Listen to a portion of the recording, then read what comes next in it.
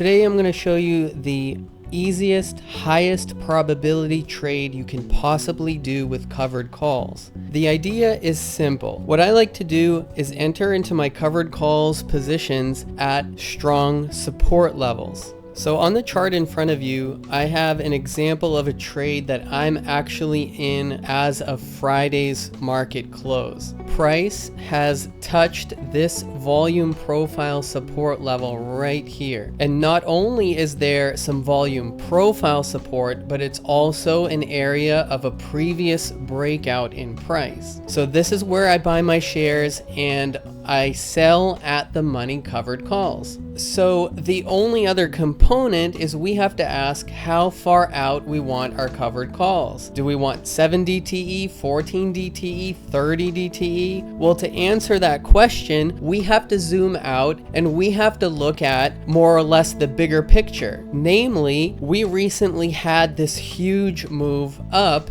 and we had sort of a false breakout above 2024 highs. The longer something shoots up to the moon, the more likely it is that there will be a more meaningful correction. And because of that, I don't necessarily expect a very big move from this support level. In fact, there's a really big chance that this will roll over and it will enter the next area of support, which is the next volume profile cluster level right around 95,000. And because of that, in other words, because we haven't really pulled back almost at all, I'm looking to do just a 7 DTE. Why? Because I expect this move right here to take about 5 trading days. And as long as price expires at or above my entry, in other words, at or above my short strike, by Friday, I will make the maximum profit on the trade, which is the premium. So to summarize,